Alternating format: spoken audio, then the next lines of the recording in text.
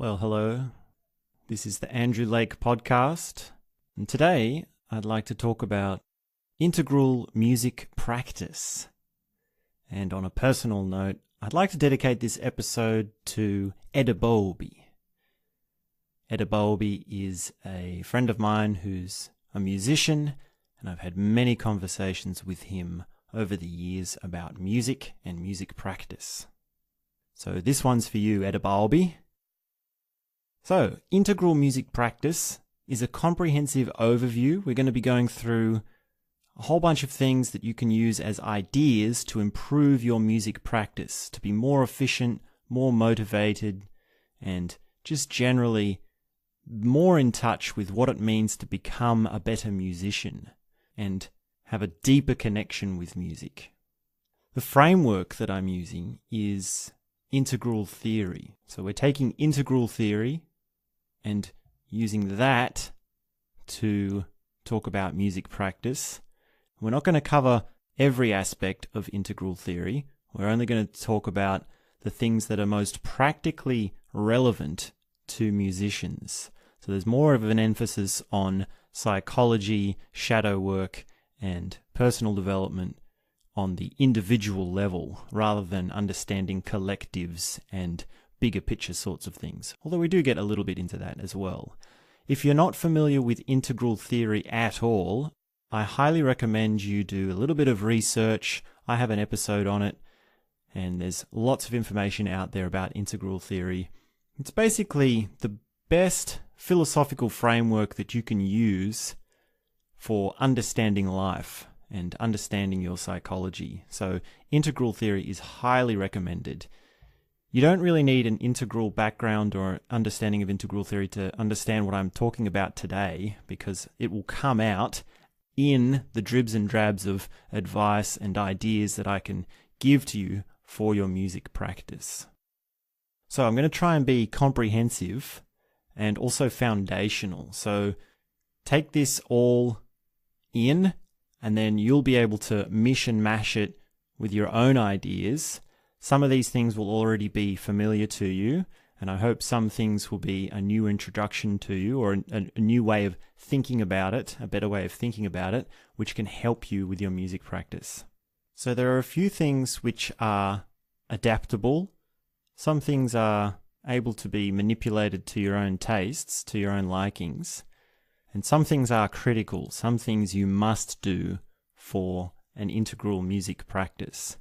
There is such thing as a not integral music practice. Maybe you are already doing a bit of an integral practice and you just need to have that little bit of extra clarity to get you into the next level. Maybe you're a long way off, and this episode, this conversation will reveal a lot of gaps in your practice, in which case you will have a lot of work to do. But starting out, straight up, there is one critical thing that you must do, and this is non-negotiable. It is compulsory. That is meditation. The evidence is unanimous. Meditation is critical. Even if you're a musician or not, you must have a daily meditation practice. This means every day, from anywhere between 20 minutes to an hour, you must sit down with your eyes closed in a quiet corner of your room and meditate. Be consistent. It doesn't help to do a lot one day and then skip a few days. Just as it is with music practice, a little each day, every day is key. There is a wealth of information on the internet about meditation, so it doesn't take much to gain a basic understanding.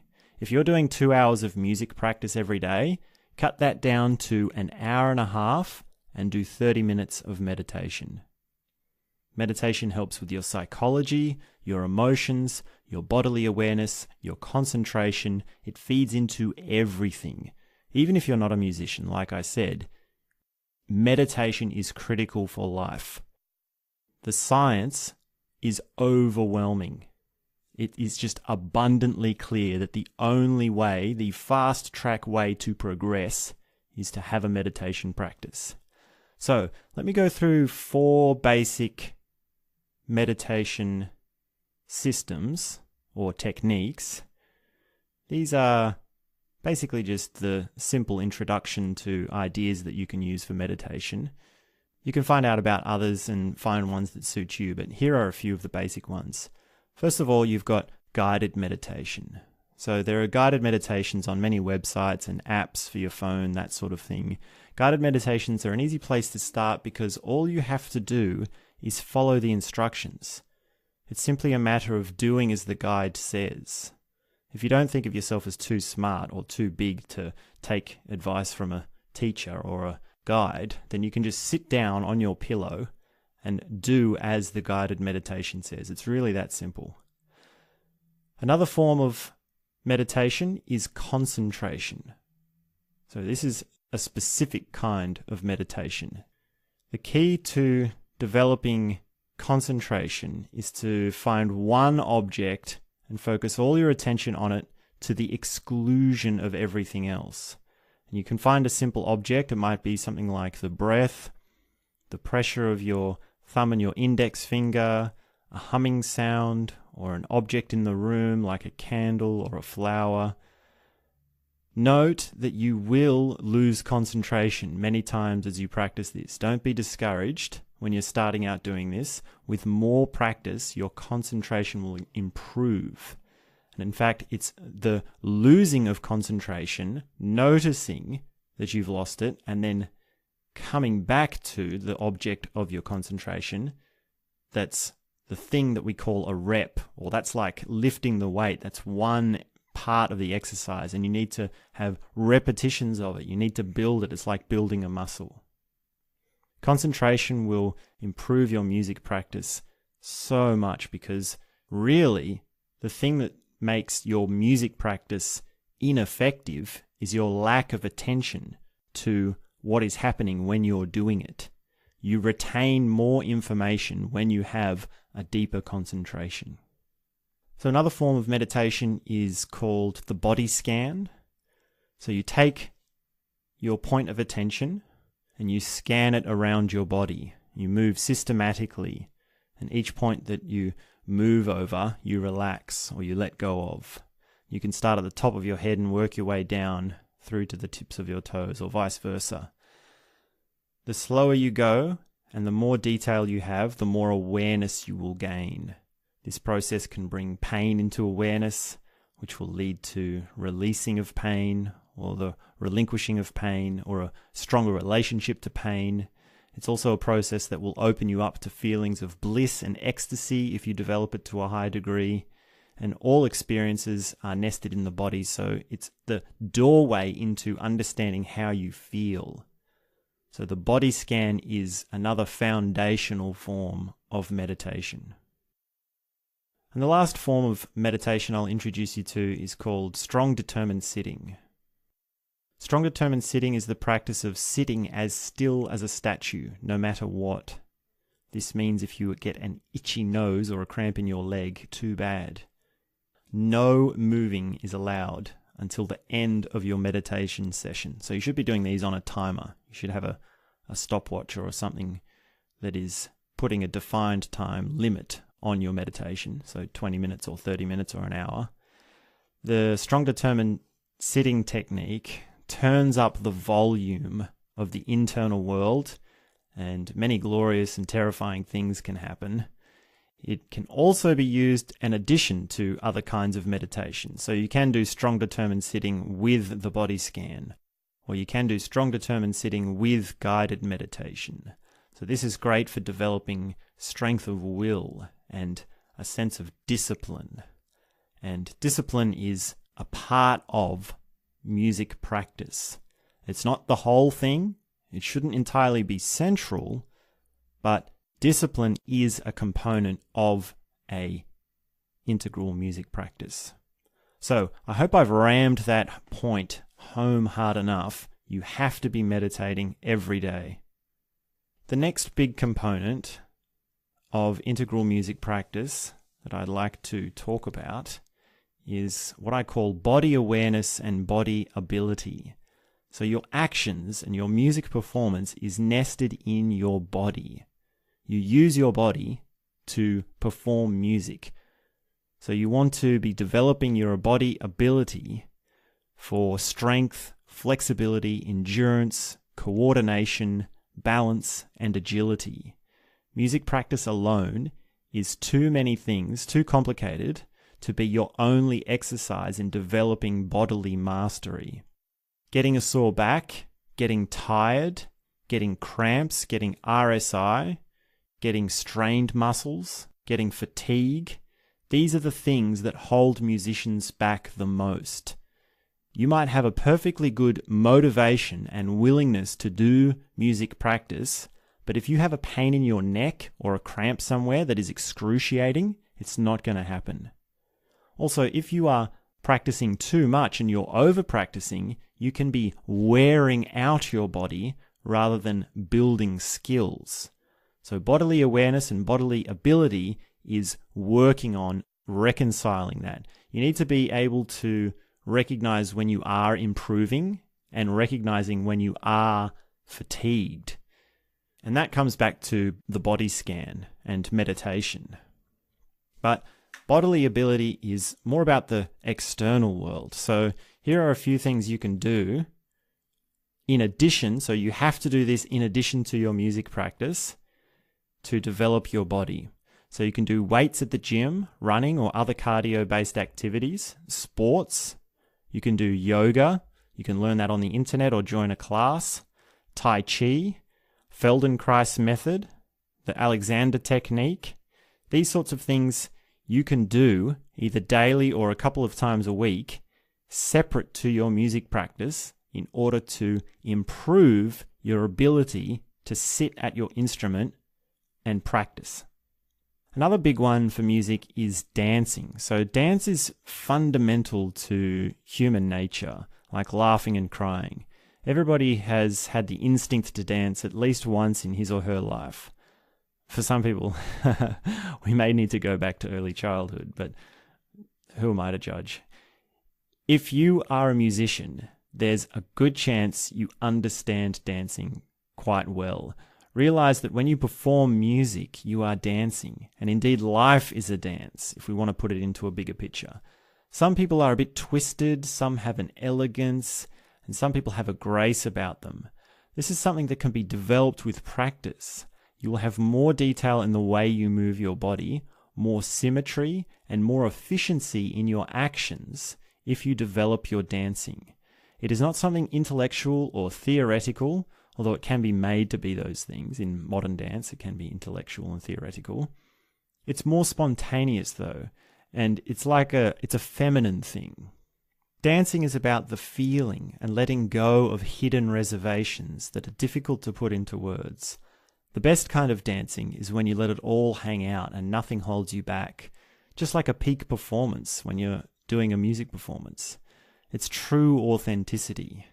You can do some dancing when you're seeing your favorite band, if it's that kind of dance music. Not all music is dance music. You can even do dancing at home. If this is your method of choice for developing bodily awareness, just make sure it's a regular thing that you do. Dance will help with your fitness, your balance, your flexibility, and all those sorts of things that bodily awareness is all about. So, if you are practicing music 2 hours a day, you actually want to cut that back 30 minutes for meditation, and you probably want to cut it back a further 10 minutes for body development. If you're doing it every day, you might do half an hour every couple of days. The next thing I want to talk about is your practice diary. So this is something you'll keep next to your instrument in your place of practice. And you're going to write in this to track and understand and cognize your music practice. So go out and buy a book if you haven't already. And this is a non-music manuscript book. So there's going to be no music written in this, only words. It's all about your psychology. It's all about your concepts, your symbols of music practice. So no music notation goes in this book. It's only words. And you can write out something like meditation. These are the 4 kinds of meditation: guided meditation, concentration, body scan, strong determined sitting. And then you can write out what you're doing for body development. You might say, do 20 push-ups and 50 sit-ups and 5 squats a day, that sort of thing, or whatever it is that you want to do, but you write it down in this book. And a lot of the ideas that I'll be sharing with you for the rest of this conversation, you can write down and develop in your own way in this book. Now, a quick point on discipline. Don't make this book a rigid thing. Don't make it a really hard, set in stone thing. Think of it more like ideas that you can brainstorm and you can come back to and you can try at different times. Some people do music practice where they write down exactly how long they practice for and exactly what they practice, and they write down the time of day and they write down the date and they write down a full journal log on it. That's a very rigid structure. Not very many musicians are like that. If you're raised in a very strict sort of family upbringing and your music has come to you from a hierarchy, or like it's been beaten over the head into you, like you've been oppressed by music practice, like your parents forced you to do it, then, well, maybe you'll feel like you need to rebel a bit, but you might be conditioned in such a way that you feel like you want a structure, you want a rigid structure. And in that case, that's fine. Use it as a practice log. But I would prefer to make it more like a brainstorming idea, which changes and flows. So, the next component of integral theory that we can use for our integral music practice is the multiple forms of intelligence. In a simplistic way of thinking, intelligence is one thing that needs to be developed. It's only one central thing. We just say intelligence is one thing. The psychologist Howard Gardner developed what we call the multiple intelligences theory, based on his observations of the differences between the ways people learn. As it turns out, there are many forms of intelligence. The integral approach is to develop them all. We call each kind of intelligence a line of development, and they all develop at relatively independent rates. This explains why some people are good at some things and not at others, and they can have deficiencies which are very obvious and hurtful, and yet be excellent at other things. By doing intelligence cross-training, the lines of development grow and progress much quicker. So you want to be working on a few different forms of intelligence. Now, there are many forms of intelligence, but I'll go through some of the ones which are specific to music practice. First of all, we've got cognitive intelligence. So this is all about words and reading and comprehension and your psychology, your ability to articulate things. So your practice diary and your brainstorming of ideas is your form of improving your cognitive intelligence. It's like a second language. So music reading is also a form of cognitive intelligence. So you need to learn your music reading as well, your sight reading, your music notation per se, but you also need the words that you use to describe music to be developed. And that's your cognitive intelligence. That's basically everything that I'm sharing with you today. Because it's all based in words and concepts, it's all part of your cognitive intelligence. We've also got emotional intelligence. So how many different emotions has music made you feel? Could you write them all down? Could you describe what emotion each kind of music is speaking to?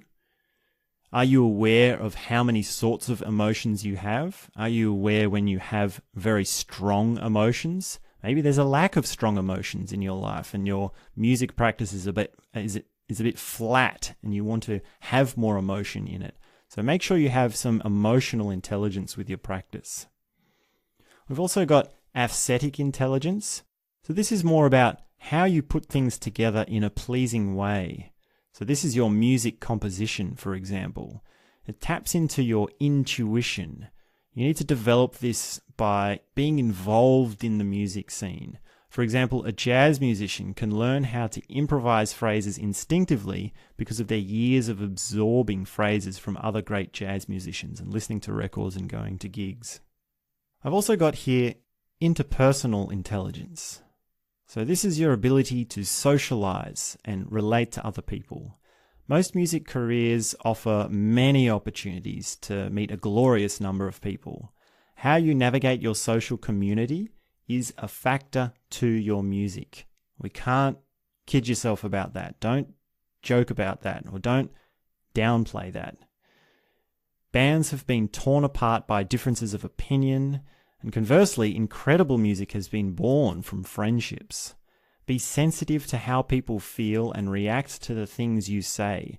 Take note of what sort of words and phrases are used in certain settings, especially when you're new to the environment and you're the new person.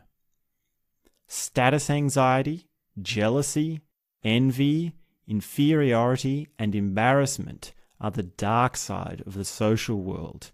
You need to master your psychology to deal with all of these potential hang-ups, as they can greatly diminish your enthusiasm to make music in certain settings. People are complex, unique, and unpredictable.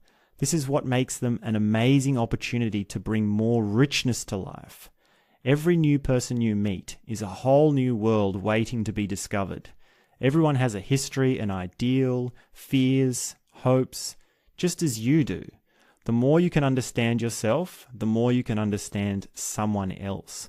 So at the end of the day, it's really up to you to be aware of how you're responding and acting in social situations. Do you notice that sometimes when you start a band, it's just easy to start the band? Some musicians, especially if they're more experienced with you, will just go with it. The music will happen. There's no gossip, there's no drama, there's no tension, there's no things where they say, oh, it wasn't quite like this, or it should have been like this, or it wasn't quite satisfying like this. They're just letting it be. That's a social intelligence. That's a intrapersonal intelligence. And that plays into the quality of your music. It's one of the factors. So another form of intelligence, which I'll mention here, is financial intelligence. So this is how you use your money. Money works in a unique way. It's unlike socializing and unlike music. This is why it's a line of development all unto itself. It's a form of intelligence that's totally unique. Make no mistake about it, money is a factor that has weight on the kind of music you make. Are you coming from a place of desperation? It doesn't take much to learn the basics of the principles of money. Principles like compounding growth, diversifying investments, dollar cost averaging, wealth retention, passive income, these sorts of things. They're easy enough to learn about and can make a world of difference in the long run. Gone are the days when musicians must starve because of a lack of financial education. Don't put yourself into the place of hopelessness because you were too lazy to listen to a few talks on the internet about money. There's so much information and it's really that simple. It doesn't necessarily mean you have to become an entrepreneur and become money bent. You only need to have a bit of an understanding to make progress with financial intelligence. Please tell me you have a saving habit. Please tell me at least you save some of each paycheck. When you're a musician, pay is not always consistent. So you need to be on the ball with your spendings, your costs, your budgeting, and your savings. Another form of intelligence is existential intelligence. So this is all about holding big concepts in mind and having a big picture understanding of what your place in the world is. This will come back to the profundity of your music. If you are feeling like your music practice is flat, put it into a bigger context. Understand that you are expressing something of beauty, of joy. You are a flowering of the universe when you start to make music and you're being creative and you're performing music.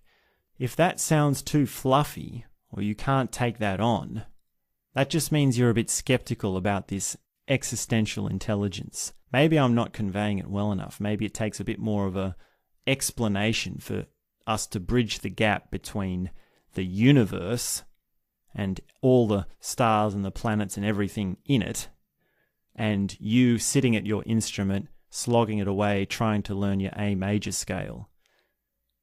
The ability to see the connection between those two things is your existential intelligence. And that can be developed. That can be something that you need to keep in mind, and it will change and get better if you're aware of it and you're taking the initiative to find out more about it. Okay, so the next line of intelligence I've included here is called learning intelligence. And this is really the holy grail of music practice.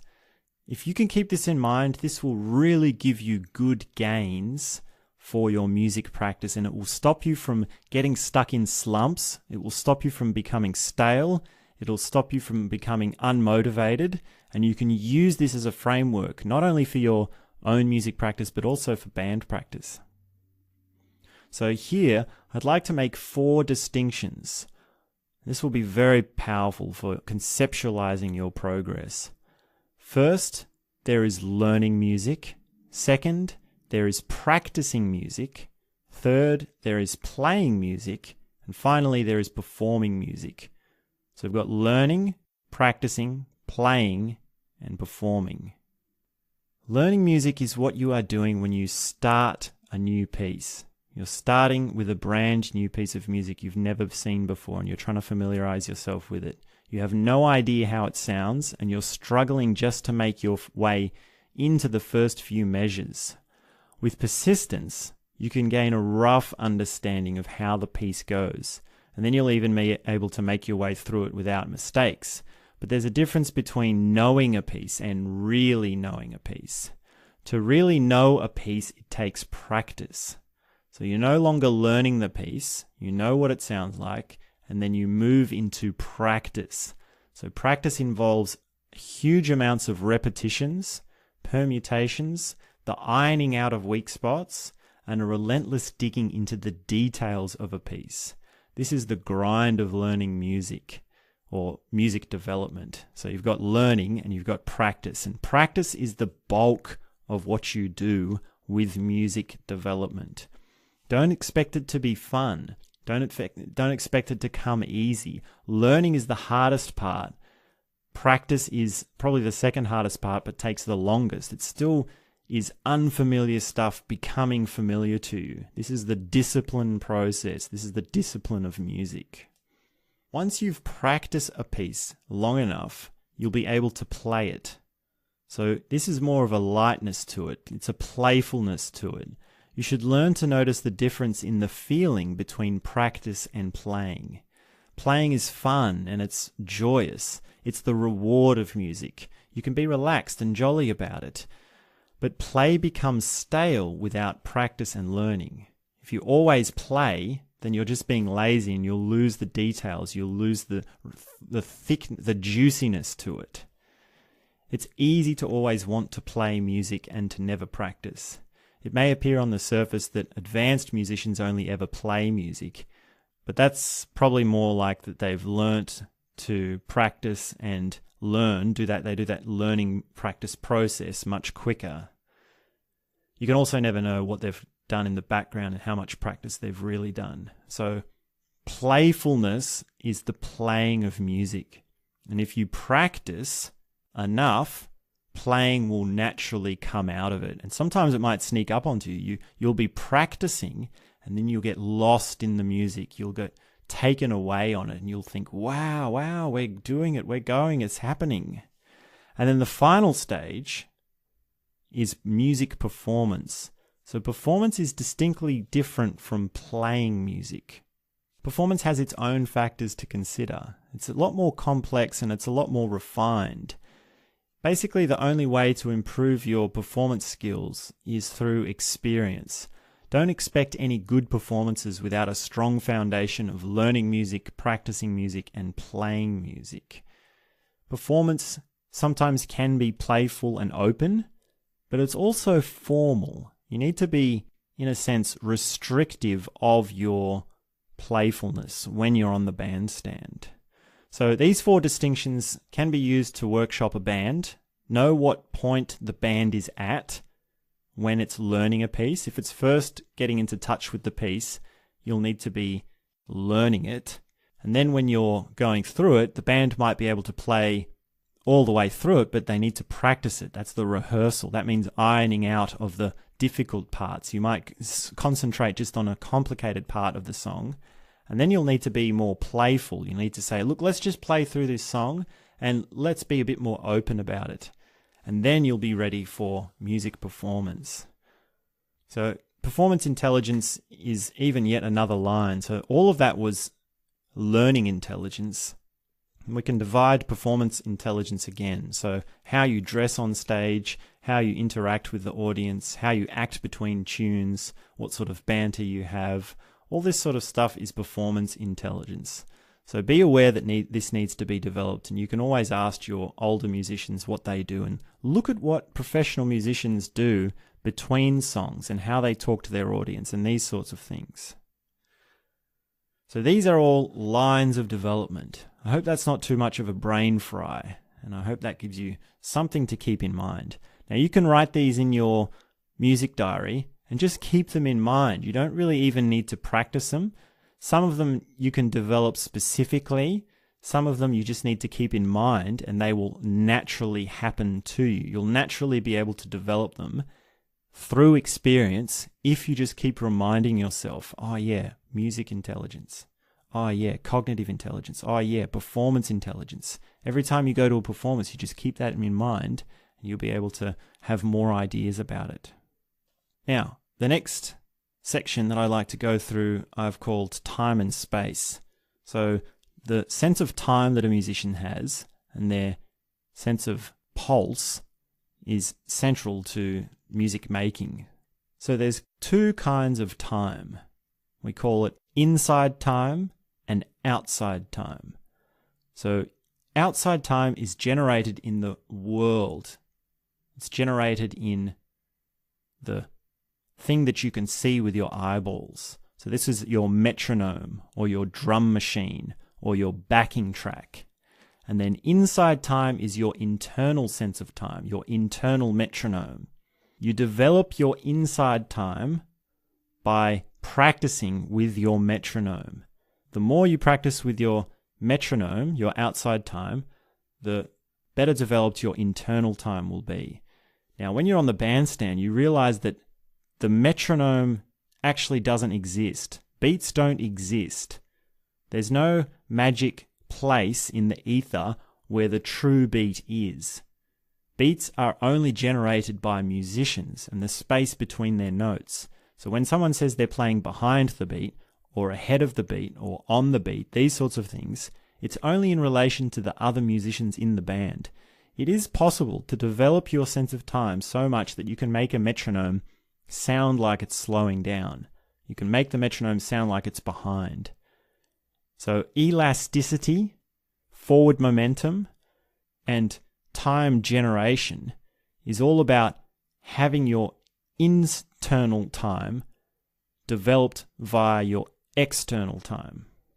So the other thing I'll say is that time is generated by the distance between two events. So it's the distance between two notes, the consistency of your pulse, the consistency of the notes in your phrases. So micro events, which would be like a small phrase, need to be put in relation to macro events, which might be your solo. So you might have the notes within a phrase, and those notes are related to the phrase, and then you have the phrase related to a sequence of phrases, or a form, or a measure. Well, not a measure, it would be more like an entire form, or a section of the music. And then that section of the music will be related to the entire piece.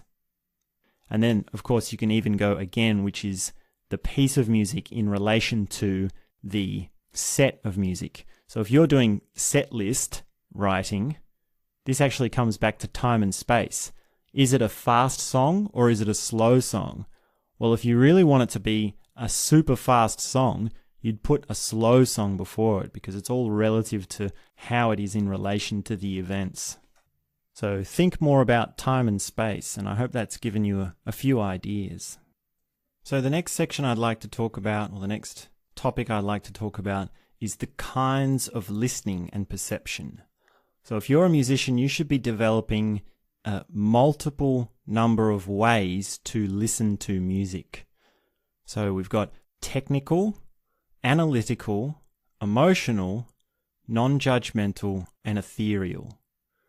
So technical listening to the music is where you listen to one instrument on the CD or the record, and you try and imagine that musician playing that instrument.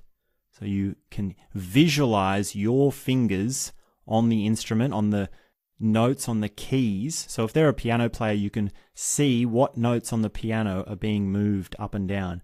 If you're a string player, you know if they're doing a downstroke or an upstroke and what string they're on. This is technical listening to music. You try and visualize as closely as you can yourself doing that instrument. So you can do this with multiple instruments, but usually you focus on your own instrument. You can even imagine yourself playing your instrument, but the notes of another instrument. So you might be listening to a saxophone, but you can visualize your notes on the piano or on the violin or whatever it is that you play. So the next form of listening is analytical thinking. So this is where you have your music theory being put onto the music. So you'd say that was a G chord or a dominant chord, or that was a turn in the phrase that is usually like a cadence, or that was the end of a section, this was the start of a form, that was a superimposition, that was a counterpoint bass line, these sorts of things. It's analytical thinking. This is what you would write if you were doing a music exam and listening to the music. And then we've got emotional listening. So this is the drama of the music. And technical listening and analytical thinking is completely useless for your emotional listening. So what is the emotion trying to speak to? Is it sad? Is it depressing? Is it happy? Is it lively? Is it joking? Is it surprising? These sorts of things. And usually emotional listening is good when it takes you by surprise. This is what most people listen to music for. It's the emotion. Are you in love, or are you experiencing a breakup? This sort of stuff. You need to be aware of this as a musician. Now, sometimes it's not always an overtly plain emotion. Emotions such as happy, sad, in love, broken heart, these sorts of things are very cheesy emotions. They're very plain. They're generally speaking quite obvious. If you have a greater degree of emotional intelligence and complexity, you can have subtle emotions. You can have emotions which you can't label. You can have new emotions which you've never had before. So be aware of emotional listening. And really, you should be able to do this with all kinds of music. Even if you're at the shops and you hear some pop music that you usually wouldn't like, you might go, here's the technical listening, here's the analytical listening. And most musicians, if they listen to pop music, they'll think, well, that's really boring. But then you can say, well, let's listen to the emotion of it and let's be a bit more open about it. So another form of listening is non-judgmental listening. So this is where you don't necessarily be technical, analytical, or emotional, but you just say, what is happening to me as I'm listening to this? I'm not going to try and put the music into a box, because these aforementioned forms of listening can be a little bit restrictive. Non-judgmental listening is saying, let me just take all of it as it is. You're listening more to the general sound, the overall sound, and you're noticing your response to it. You're seeing what's happening within your field of awareness as the music is happening.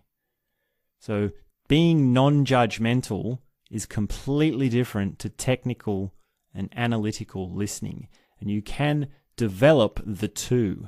If you only have technical listening, then you'll become rigid in your thinking and you'll forget how to listen to the music as you first heard it. Do you ever think, oh, I wish I could hear this music in the same way that it felt and sounded the very first time that I heard it? That album that you love and you've listened to hundreds of times, wouldn't it be great if you could put it on as if you'd never heard it before? Well, that's non-judgmental thinking. That's non-judgmental listening. You can develop that and you can become more open to that, and that will allow you to have more non-judgmental experiences. The last form of listening that I've listed here is ethereal listening or grand listening. And that takes the non-judgmental listening even bigger. It goes even further. And you can say that music is this one thing that is isolated within your awareness, and you can open up to bigger awareness of other things that is happening. But it can also become the totality of your awareness. It can fill your awareness. So the ethereal listening is when you become the music. The music is everything that is happening at the moment. So it's really loud. There's nothing else. You're completely absorbed in it. This is best done for live music, when you're sitting real close to the band and it's your favorite band. It's very rare to be able to be totally engulfed in the music. So make sure you keep that in mind and you allow that to happen when the rare opportunities come up for you to do that. So these kinds of listening, you can make up your own. You don't have to just be technical, analytical, emotional, non-judgmental, and ethereal. You can come up with other forms and start dividing your sense of perception of hearing into different things. And you can even use this for sight as well and taste. But that's another tangent for another day. The other thing I'll quickly mention here is the development of relative pitch. So if you are a musician, you need to be working on your intervals, your chord recognition, and your note recognition, your tuning. Is it in tune? Is it out of tune? These sorts of things. That is a component of music practice. Don't forget about that. So the next major section I'd like to go through is values. So this is great for writing in your music diary, and you can develop this over time. This will change over time. And this will be like, what words summarize your attitude towards music? Now, when we have values, you need to understand that they are context bound, so they will change, and they all bear different fruits. They all have different outcomes. So you'll need to be developing this and changing this around. For example, you might have values like patience, or effortlessness, or accuracy. So if you say accuracy is one of your values, you say, no, I'm going to play the music correctly. I'm going to play it rightly. I'm going to do it as the music says, to the letter, to the T, no matter what. And I'm always going to hold accuracy as one of my values for all my music. Subtlety, beauty, humility, non-attachment. So you can see these things are foundational. They're more of a general attitude. If beauty is your value, then you can't really put that into a tangible practice routine. You can't really practice beauty. But if you keep it in your mind at certain times, you can use that as like a true north or a guiding principle by saying, is this a beautiful piece of music? Do I really find beauty in this? If I develop this piece of music or this composition, or I learn this piece of music, is it going to be beautiful to me? Yes or no depends on how much you can invest in that piece of music. The other thing I'll say about values is you should be understanding that there is an opposite to them. For example, pride is not necessarily a good thing. Pride and humility go hand in hand. Pride can be creating of blind spots, and you can be in denial about your inabilities as a musician if you have too much pride. But on the other hand, you can have too much humility, and that can be crushing of your self-esteem. If you're always putting yourself down, then that might be indicative of a self-esteem issue rather than a true humility, which is the recognition of how beautiful music is and how powerful music can be. Other values you should look out for are success. So success is a byproduct. Don't strive for success. Putting the pressure of needing to be successful on your music practice can be very destructive. And maybe that's tied in with financial intelligence. Another value to be aware of is prestige. So recognition from your scene, from your fellow musicians, is another byproduct.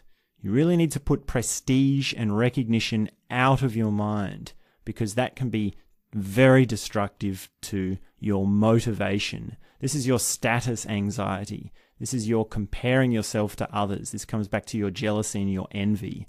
Prestige can wither away and erode all of your self-esteem and your motivation for music practice. So be careful when you're thinking about, be aware of when you're thinking about prestige.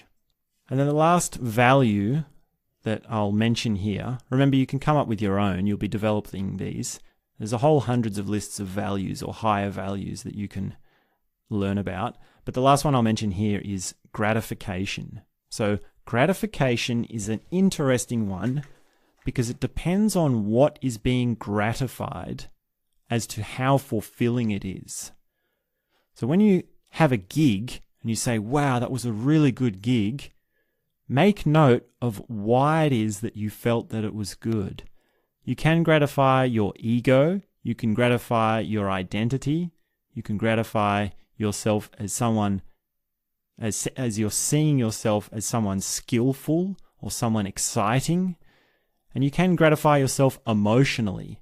And even it's possible to gratify yourself existentially. So when you have music which is going off into the universe, that's quite a big leap. That's quite hard to understand if you don't have an understanding of existential intelligence. But they're different levels of gratification. Bodily gratification is different to existential gratification. Identity gratification is different to emotional gratification. So gratification as a value is an interesting one. And remember, you can have delayed gratification to improve meaning, to improve the quality of your music.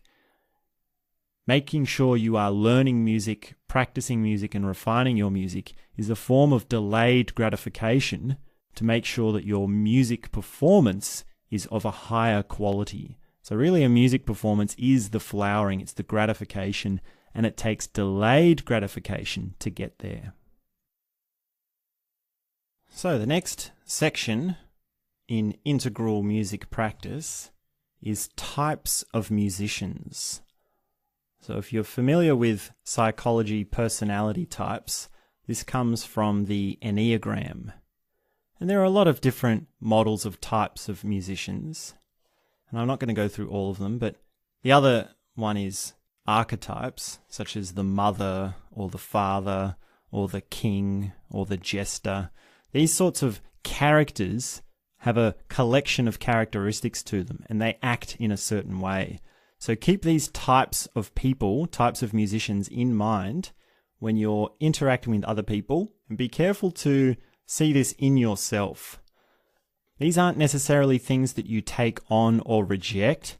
They're simply tentative things that you take on and you understand as your role as a musician, how you function as a musician. So, type of musician number 1, the show-off, otherwise known as the achiever. The show-off is full of themselves. They want everyone to know how good they are, and they often really are actually that good. Music is many things, but it crosses over a lot with showbiz. Every musician has a mix of accompanist and soloist within him or herself. Achievement is an important value, or it can be an important value, and it can work wonders to help with your personal motivation, but keep it in its place. Excellence is only one virtue out of many that needs to be understood. Know when it's okay to show off, wait for that opportune moment, and then you'll really have the audience in a roar.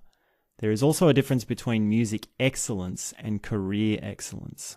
Often these are two differing things. So the show-off is all about excellence, but in a sort of dirty way. Well, it's up to you to decide how the show-off is good or bad, but it can be done in a dirty way, in a cheeky way. And that's the sort of show where you go into and you say, wow, that musician really was good, but it was a little bit alienating. They weren't very encompassing. I wish they could play a little bit more lyrical or a little bit more poetic. So the next type of musician is the individualist. So the individualist is all about being unique. They can be eccentric and dramatic and expressive. They like to feel a range of emotions and they get caught up in their identity. These can be great qualities in certain music settings, but like all qualities, they can be counterproductive if too dominant.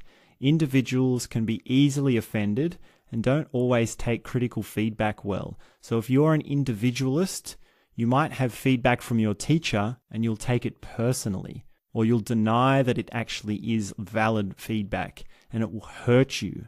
You need to distance yourself from your music. There needs to be some level of detachment from it. And you can say, well, I made that music, but that's not who I am. And actually, sort of paradoxically, by having that detachment, you end up making better music. So, another type of musician is the challenger. So it may seem sometimes that your teacher is being hard on you, especially if you're an individualist. Might seem like they're being confrontational and unrelenting in forcing you to play music better. Learn to recognize this, though, as tough love. Most music teachers don't put any more effort into the student than the student is ready for. If a teacher can see a potential in you that isn't being utilized, they may be hard on you out of a place of wanting the best for you. There is a minuscule of cases where the teacher is always just hard because they have a power complex. But there's not really that much, I don't think. Most people are not dominating of others. Be honest with yourself and ask if this teacher is being hard on you for the good reasons, for the right reasons. Often you'll find your teacher knows better than you, despite what you might think. Your teacher is more experienced than you. You have to admit that. And if they're being hard on you, it might just be that they are a challenger and that they care about your development. So other types of musicians or sorts of personality types that you should be aware of is introversion and extraversion. So introverts are a lot more quiet, a lot more self-absorbed, and people who are extroverts are much more open, much more flamboyant, much more social. Understand that everybody has introversion and extroversion in them, so you need to balance these two. It's not about one or the other. Don't make an identity out of one or the other. Know when to use each one effectively. And the same goes for feminine and masculine. If you're a musician, you're probably on the way to developing a good relationship between the feminine and the masculine. Because the feminine side of music is the emotional, it's the poetic, it's the dramatic side of it, it's the tender side of it.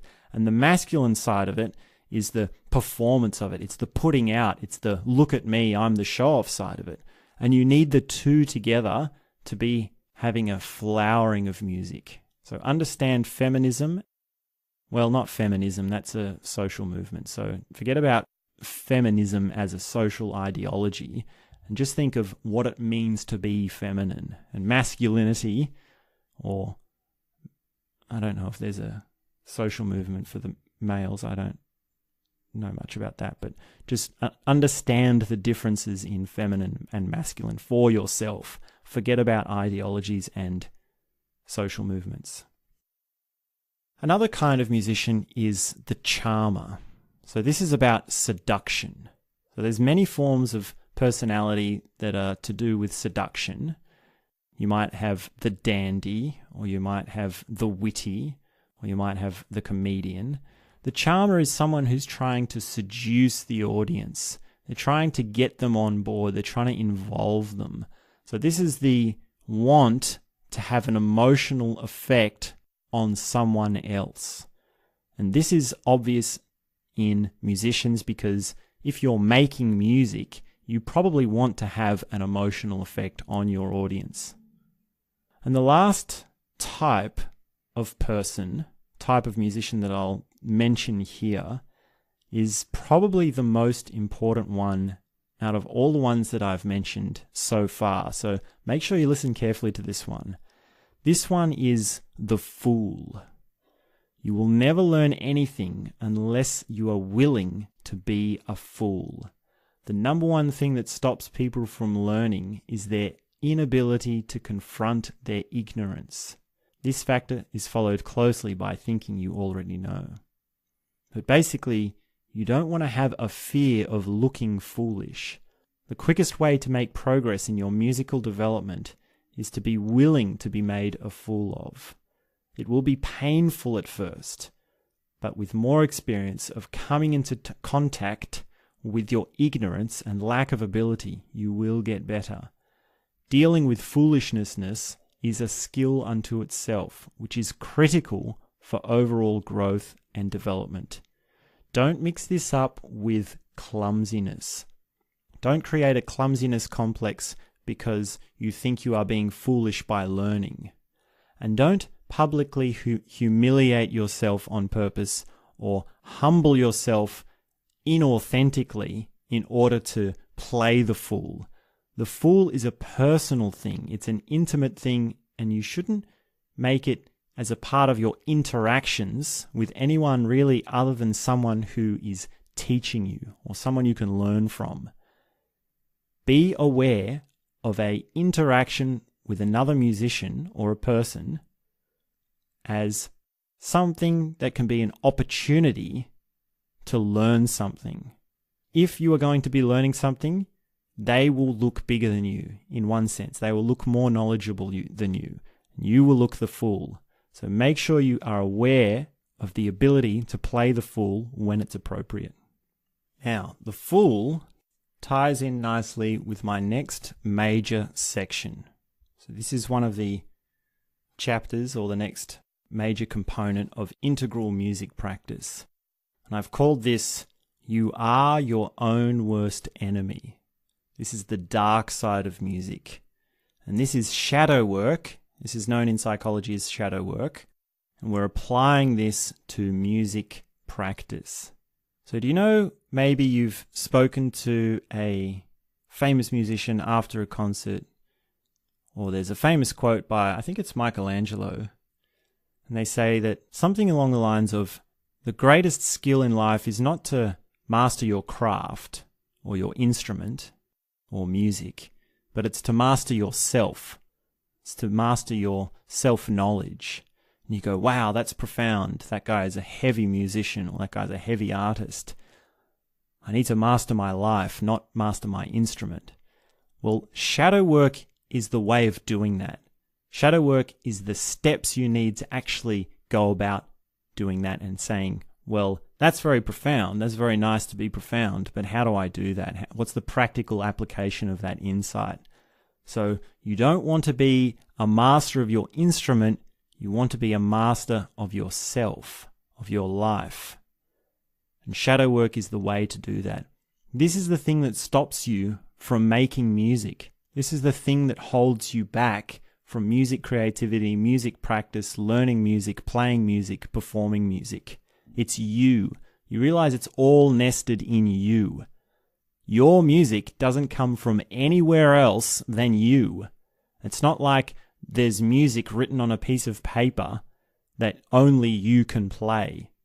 The music doesn't make sound from that paper until you start playing it. So you are your own worst enemy. This is war within yourself.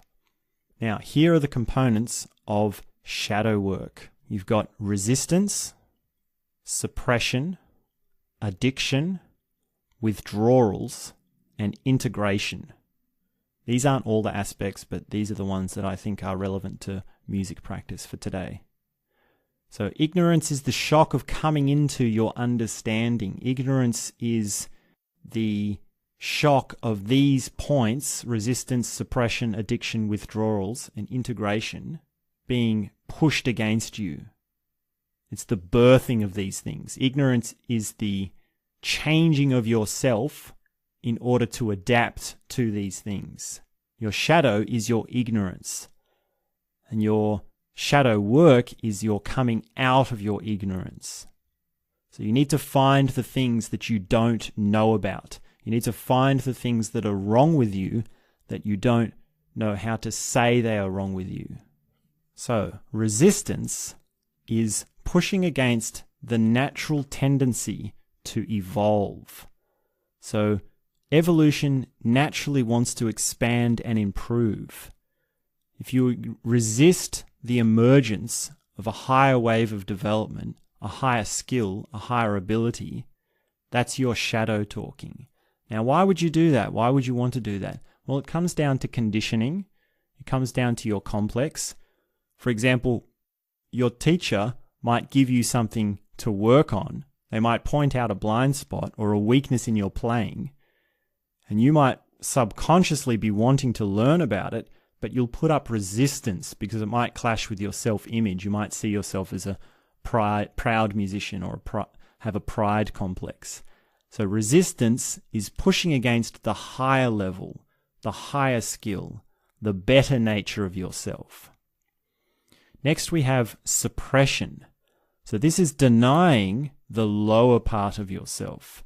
This is denying the part of you that is already happening, denying, suppressing a lower level that you need to use correctly in order to evolve to higher waves of development. So if you have a problem, you develop a skill to deal with that problem, but if you don't develop the skill correctly, the problem won't go away.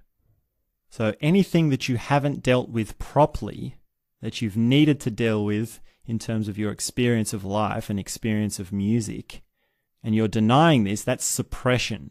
So for example, you might have learnt a piece of music or a style or a component of music, but you can't play it properly. You didn't learn it fully. You didn't learn all of the components of it.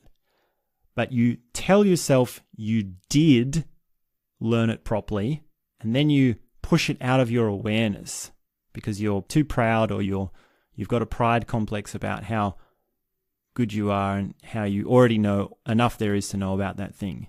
Suppression is pushing it and denying it and skimming over it every time it comes up. But that skill, that problem, will keep bubbling up to the surface and becoming this thing that you need to suppress. It takes energy to suppress it, to deny it, because it clashes with your self-image. It clashes with your idea of yourself.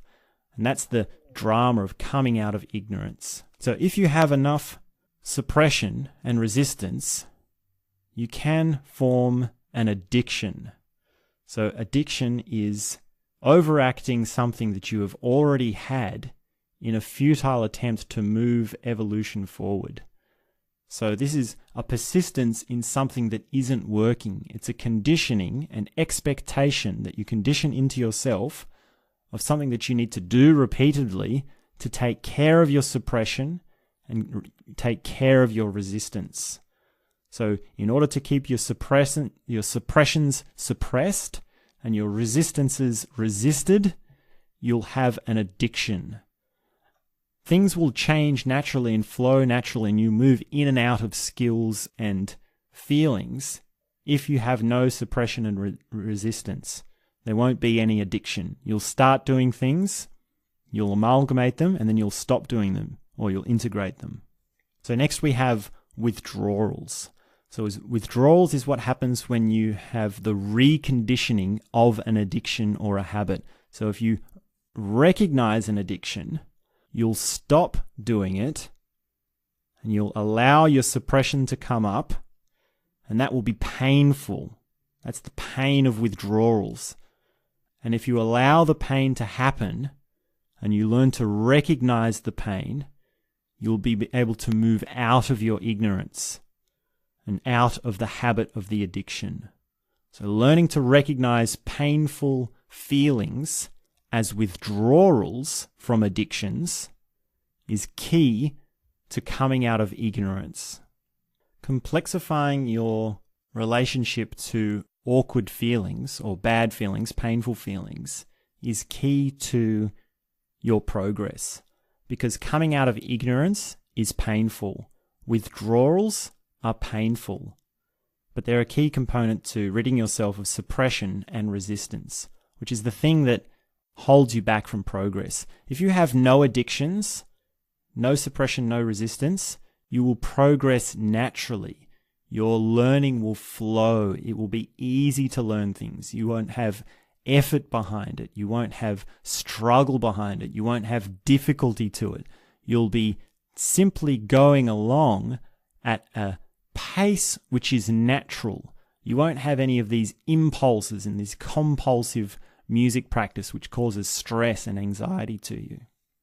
So the last component of shadow work is integration, which is using these correctly and sparingly, knowing where you are evolving to and where you are evolving from, recognizing these feelings.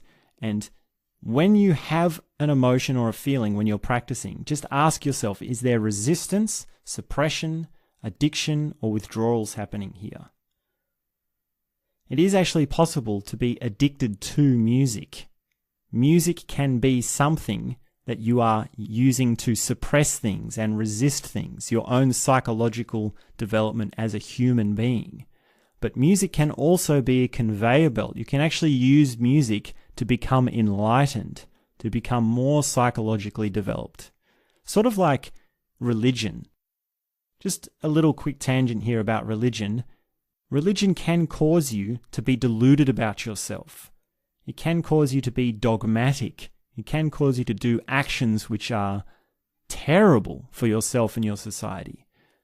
But in other forms, religion can help you develop, help you learn, help you grow, expand your awareness, and it can be a conveyor belt of development. What the differences are is this awareness of shadow work. It's this awareness of the distinctions of resistance, suppression, addiction, and withdrawals, and learning to integrate those.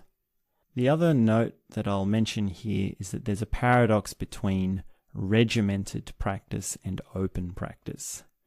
For each exercise you do in your music practice, ask yourself what the restriction is and what the freedom is. So for example, you might practice one thing for as long as you'd like, or you might practice a few things within a restricted time frame.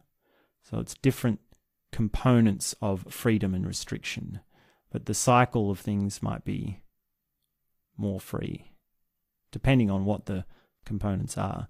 Practice that is totally regimented and restrictive can be a form of suppression and resistance, but practice that is totally open and free might also be a denial of something that needs work. So keep that in mind when you're forming your practice routine. So, the next major section that I'd like to talk about is states of mind. So this is a big part of integral theories, your states of consciousness, states of mind.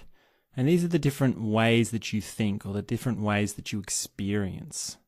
And there's a few different categories that I'd like to outline. So here are a few of the different states of mind or states of consciousness that are relevant to music practice and the music experience. Focused, flow, open, peak, and religious. So focused mode is when you're concentrating. This is when you're excluding things from your concentration and narrowing your view, your point of attention. You want to have a sharp point of attention and just do one thing. Flow is all about it's like a river, it's like flowing. Well, there's two components to flow, constant and change. So there's got to be a constant change to have flow. One thing leads to another, which leads to another thing. And it becomes this rolling thing which happens over and over again. And then we've got open. So open is the opposite of focused. Open is allowing anything to happen, accepting things, letting the music flow where it wants to happen and not being restrictive in your attention. Being more about a field of awareness and opening and enlarging your field of awareness rather than having a point or a consistency. So open is distinctly different to focused and flow. So next we have peak or climax. So peaks happen contextually. You might have the peak of a song, you might have the peak of the show, you might have the peak of your career. And you'll only know if it's a peak by what happens before and after it. So after a peak, there's a come down or there's a hangover. So be aware of when things are building to a peak, and you can actually develop climaxes in and of themselves. Now, not all music is climactic in the sense that it goes up and there's a top and then you go down and there's a bottom. Sometimes the peak performance might still sound very much like a straight, long thing. It's more like a plateau, but still relative to your other performances or your other gigs or shows, it's a peak performance. Now, the last state of consciousness that I've included here is religious. Now, this has nothing to do with religion. Don't get this caught up with religion. It's not a theory of the world. It's not about a man in the cloud. It's not about a book like the Bible. It's not about Jesus or any of that. The religious experience is those few times in your life where you really felt rapture and ecstasy. So, focused mode you might use for your practice. Flow mode you would use for when you're playing music or having a bit more fun with music. Open mode is when you're brainstorming creative ideas or you're improvising and you're being spontaneous.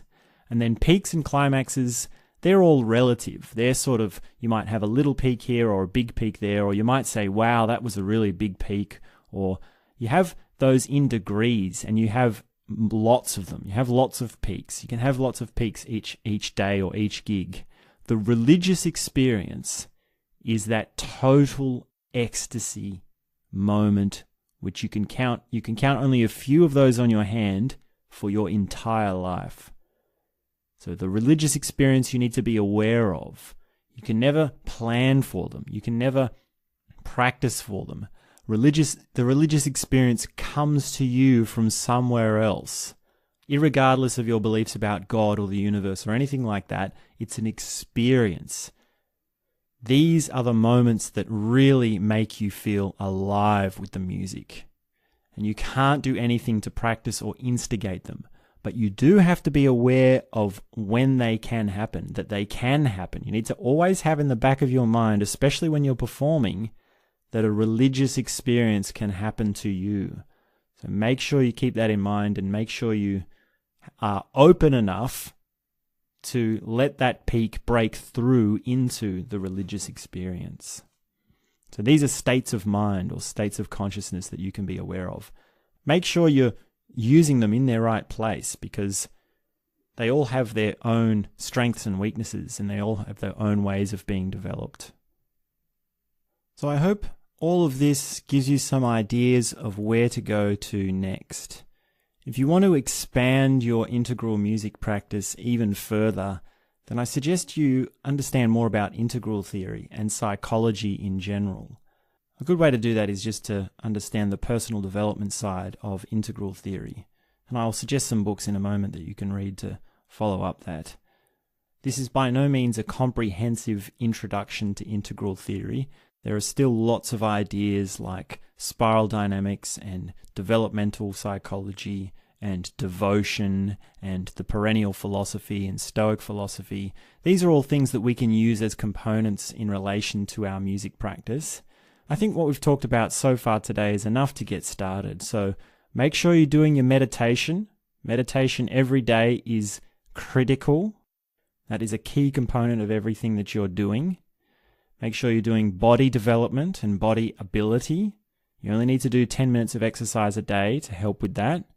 Make sure you're aware of your lines of intelligence, your cognitive intelligence, your emotional intelligence, aesthetic intelligence, socializing, your financial intelligence, and your existential intelligence, and your learning intelligence. So learning intelligence is a big one because remember you've got learning music, practicing music, playing music, and performing music.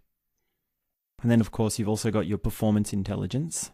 Make sure you're working on your time and space, inside time and outside time. Make sure you've got multiple forms of listening, technical listening, analytical listening, emotional listening, non-judgmental listening, and ethereal listening. Make sure you're developing your values, patience, effortlessness, accuracy, beauty, humility, and these you should really come up with yourself for. These are just examples that really depends on you and your personality as to what values you want to uphold. And then you've got types of musicians: the show-off, the individualist, the challenger, introversion and extraversion, feminine and masculine, the charmer, the seductive type, and of course the fool. Make sure you are aware of being the fool. And then you've got your shadow work. So make sure you are aware of where you are ignorant. Be aware of the pain of coming out of your ignorance.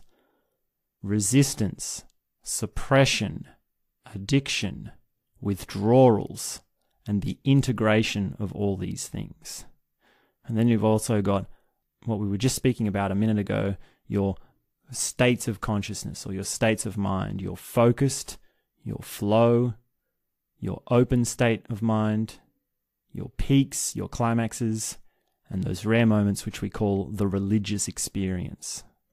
So every day you're meditating, you're working out, and you're practicing your instrument. At least once a week, you're doing shadow work, psychology development, and your theory development. And if you want to know more about these sorts of ideas, then you can read the book Integral Life Practice by Ken Wilber. And if you want a general introduction to integral theory, you can read A Brief History of Everything by Ken Wilber. There are also books like Mastery by Robert Greene or This Is Your Brain on Music by David Levitin that can help with your music practice. If you are a hardcore psychology philosophy studier person, philosophy-aria person, then you can get into the book Sex, Ecology, Spirituality by Ken Wilber. It's about 500 pages long and it's really dense. So if you want the full dose of integral theory, buy that one. But probably if you're not big on psychology, you need to start with a more basic introduction. So let's get cracking. Write in your practice diary some of the ideas you've got from here and then keep developing it on your own terms. I hope that's helped with some ideas and I hope that gets the ball rolling. Thanks very much for tuning in. This episode is dedicated to Edabubby. I highly doubt he's going to listen to this.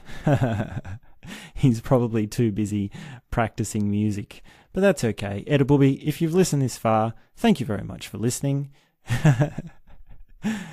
And for everyone else listening, thank you so much. Enjoy the rest of your day. Have beautiful music experiences. And that's all I have to say for now.